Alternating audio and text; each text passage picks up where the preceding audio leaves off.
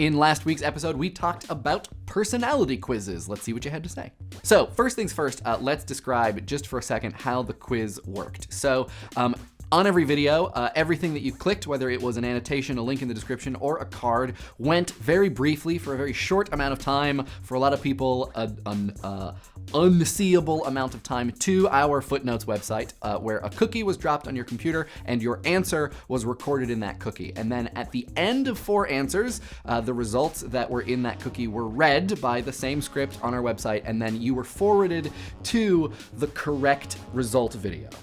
So, but how was the result video determined? That's a good question. So every time that you answered, your answer had a weight. Each answer had essentially a different score that was given to each possible result. So when you answered Friedrich Nietzsche, you gave a certain amount of weight to the Kate Stark GIF result, you gave a certain amount of weight to the Cap GIF result, and so on and so forth. At the end of 4 questions, the script would figure out which result by your answers you had given the highest weight, and that was what you got. I saw a lot of people speculating that we were just swapping videos out so that it made it look like people were getting different results.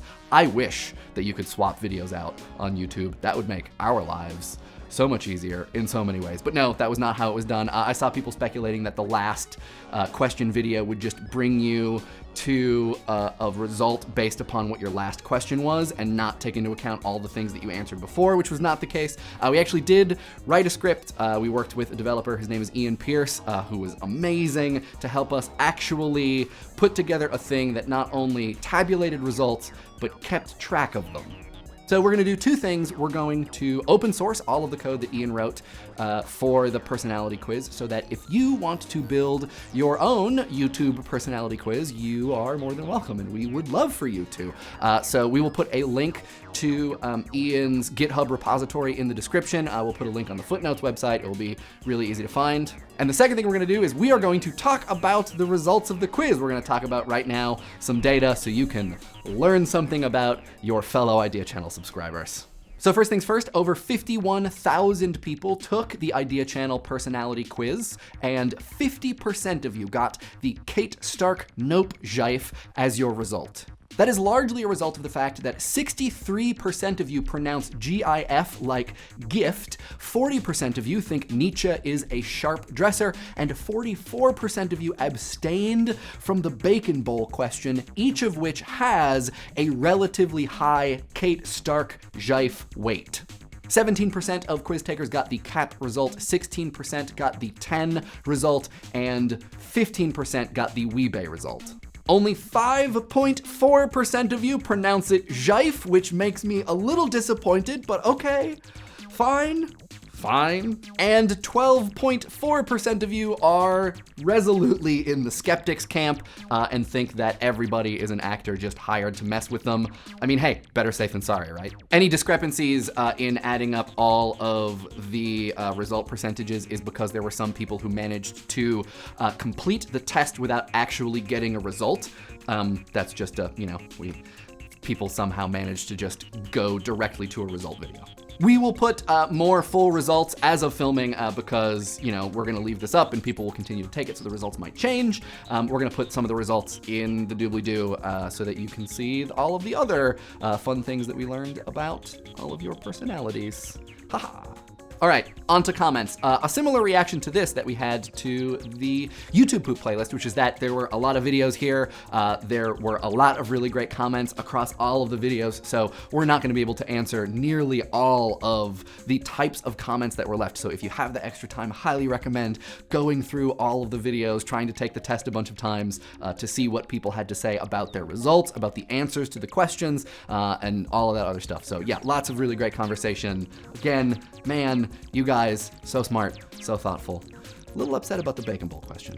Exleus and MisterDrProf on the subreddit had a really good short conversation about the utility of personality quizzes sort of helping you suss out who you are. And I think that this is a really important thing to understand, which is that if you are having a kind of not crisis, but difficulty sort of understanding where you fit in, what your motivations are, or what you're after, that these kinds of things can definitely be a way for you to determine what you're after or what you're interested in. You know, even if it's knowing what questions can and should be asked, not necessarily the results, it can be really helpful. And I think the thing that I want to warn against is placing a lot of value or too much value on metrics and measurements for our personalities that are determined by other people, and then taking those things to our communities and our friend groups and saying, here is an authority that gets us, and it definitely knows,